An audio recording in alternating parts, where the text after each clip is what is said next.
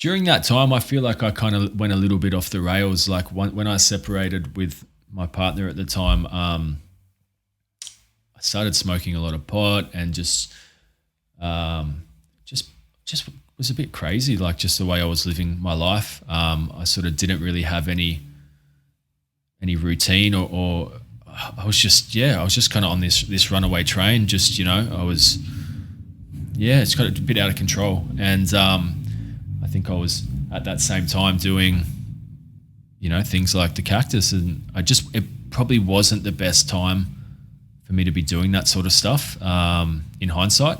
And that kind of culminated in me doing an ayahuasca ceremony that really just, I don't even know what to say about it. Just blew the doors off, so to speak. It was just like a really, really intense experience that took me a very long time to kind of come to terms with just sort of what had happened. And I don't know. It was just it was too much for me. Like I didn't have if you want to speak in more of a somatic experiencing kind of language, like I didn't have the capacity to really hold that kind of energy in my body, and it just sort of lost it. Are you open to sharing? Would you be up for sharing a bit more about what happened at the ceremony? Sure. So did a ceremony in Australia. I think there was maybe 20 people there or something like that. And, I'd probably like most other people heard about ayahuasca as, a treatment for mental health issues or depression. And at this point in my life, I was trying a lot of different things and just trying to find some relief.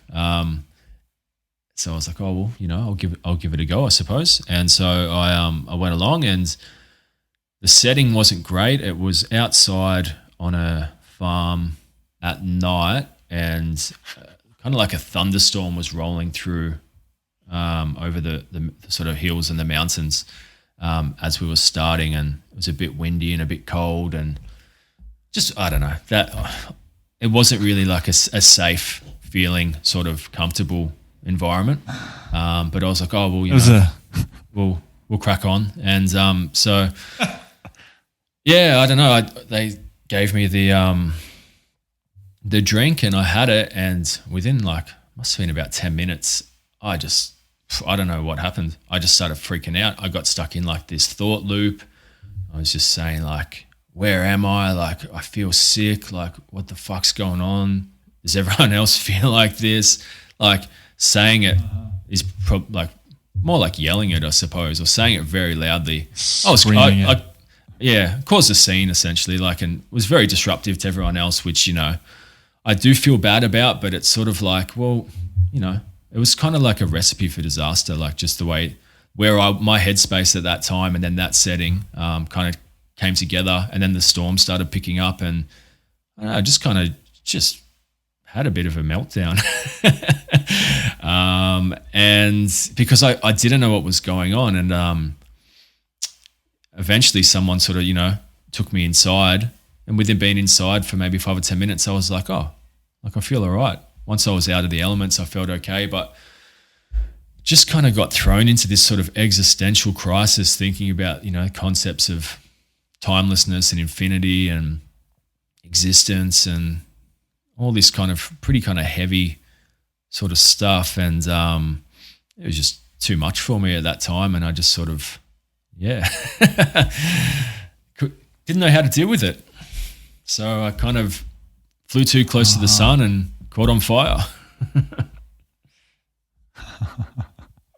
But then found a fire hydrant on the way back from the sun and cooled yourself off before you burnt to a crisp.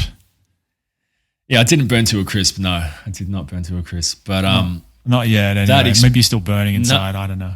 Yeah, who knows? That experience though was, life-changing in the way that a car crash would be life-changing. It was quite traumatic in some ways, and that sort of really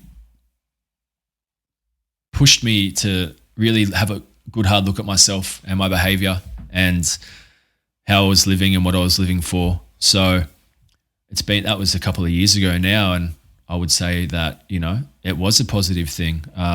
Like good has come out of it. It really forced me to look at myself and go through a bit of a sort of dark night of the soul period, and integrate a lot of parts of myself and things that I'd been hiding from. But it wasn't fucking easy. Like, it was really, really tough. And I was lucky that I had people like yourself and some other friends around who had a bit of experience with these sorts of you know, psychedelics and these kinds of different states, who were able to help me through it and help me kind of find that grounding again. And one of the big pieces that kind of helped that was somatic work, somatic experiencing, or, you know, body-based kind of therapy. Alongside also, I was also still doing cognitive behavioral therapy, but the real kind of the real sort of benefit came from the somatic stuff for sure. Yeah. All right. I mean, I remember, I think it was 2020 when I got into it, that stuff, the somatic nervous system stuff. And then that ceremony was, I think, October or November that year. And so I'd been raving about it all year to anyone who would listen. If you got to try this thing, it's incredible. It's like, so I'd meditated for a long time. I'd done all kind, you know, different, maybe slightly different things to you, but, you know, like books and courses and therapy and coaching and breath work, all kinds of different things. And, you know, they all had their benefits, their sort of advantages, but finding this nervous system stuff was like, oh my God, this is what I've been searching for this whole time. This, to me, it felt like this is what everything else is trying to do. It's just doing it better. It's just pulling it all together into one really powerful thing. So I'd been talking about it, raving about it, until some people are probably sick of me talking about it. Like, shut the hell up, John. And so I've been telling you about it for a long time, and you're like, oh, sounds cool, man. Yeah.